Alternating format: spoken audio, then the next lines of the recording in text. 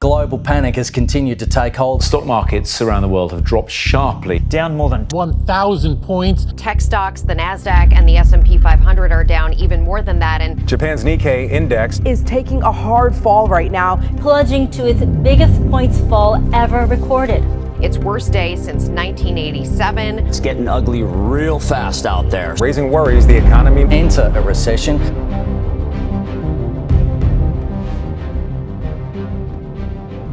The panic that we witnessed on Friday was quite breathtaking, and it became much worse this week.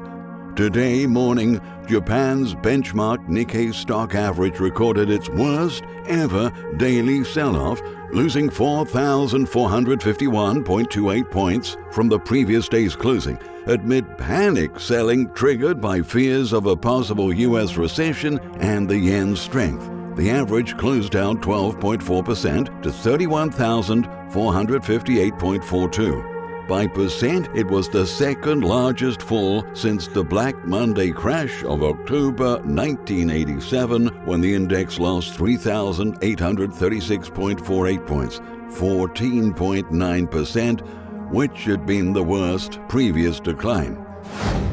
Stocks have been on a downward spiral since Thursday, the day after the Bank of Japan aggressively raised rates to 0.25% from 0.1% and said it was open to more hikes this year.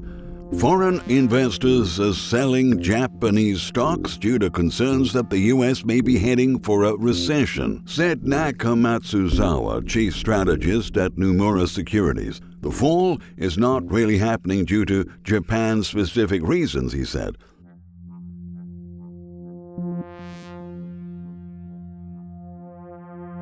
For a long time, there was a lot of denial about the direction that the U.S. economy was heading. The Biden administration and the mainstream media just kept insisting that everything was just fine, even though everyone could clearly see that it wasn't. But now, reality is setting in. Should there be a second Biden administration, I think it would actually destroy the economy. On Friday, many were surprised when the employment numbers were much worse than anticipated. U.S. job growth cooled sharply in July, while the unemployment rate unexpectedly rose to the highest level in nearly 3 years. The Labor Department reported that employers added 114,000 jobs in July, missing the 175,000 gain forecast by LSEG economists. The unemployment rate also unexpectedly inched higher to 4.3% against expectations that it would hold steady at 4.1%. It marked the highest level for the jobless rate since October 2021. Please keep in mind that the U.S. economy must produce at least 150,000 new jobs each month just to keep up with population growth.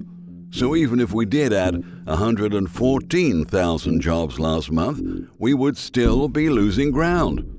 But the only reason why the official figure showed an addition of 114,000 jobs last month is because the birth-death model added 246,000 jobs to the final number.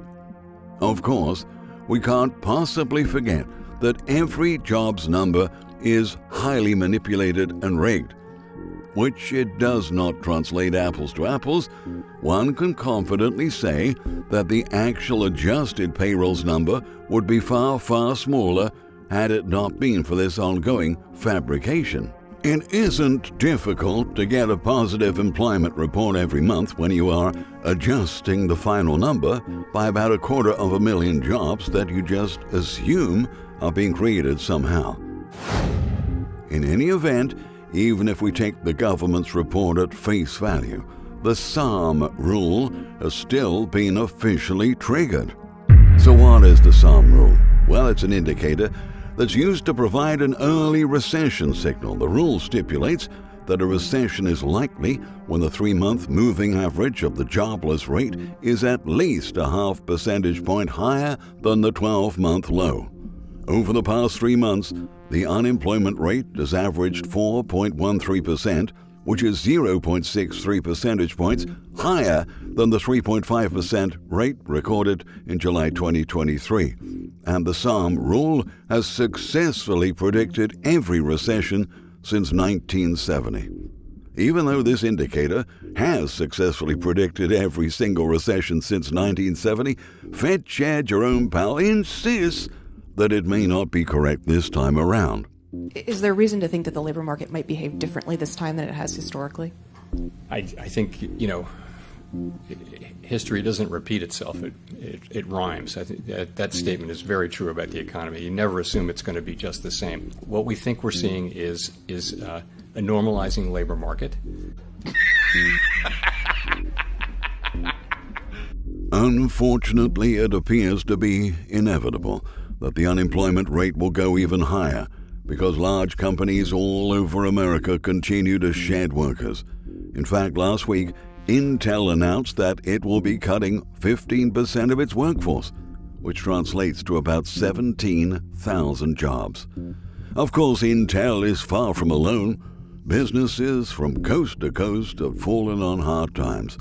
Business bankruptcy filings have risen by more than 40% during the past 12 months and have now reached a number not seen since the second quarter of 2020 at the peak of lockdowns. American households are following along, with total bankruptcy filings up 16.2% in the past year, including 132,710 new filings in the second quarter of 2024 alone. The last time business bankruptcy filings were this high was during the lockdowns in the early days of the pandemic.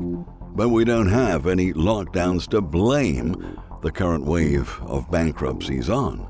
What we are witnessing now is really quite scary. Hordes of businesses are failing, and commercial real estate values have been crashing hard. Brookfield-owned gas company Tower in downtown LA has plummeted over $400 million in value. The skyscraper was recently valued at $214.5 million. It was appraised just 3 years ago at $632 million. This is a commercial real estate apocalypse. Right now, our banks are sitting on gigantic mountains of commercial real estate loans that have gone bad. For many of those banks, it's just a matter of time before they go belly up. But don't take my word for it. Recently, a number of prominent experts have been warning that a tsunami of bank failures is on the way. The echoes began in May. Barry Sternlicht of Starwood Capital Group predicted a regional bank failure every day or every week.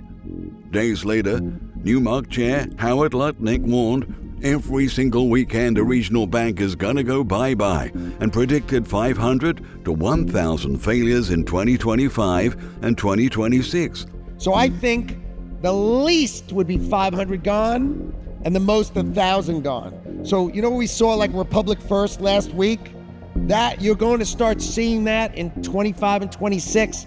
Every single weekend, a regional bank whose name you probably don't know is going to go bye-bye. We're going to go from 4,000 banks to 3,000 banks. They're going to need to sell everything. The FDIC is going to sell everything. And that's how the world's going to go. 25 and 26, it's coming. Yep, this is really happening. A tremendous amount of financial chaos is in our future, and most people are going to be completely blindsided by it. There is one thing that the Federal Reserve could do to mitigate the damage.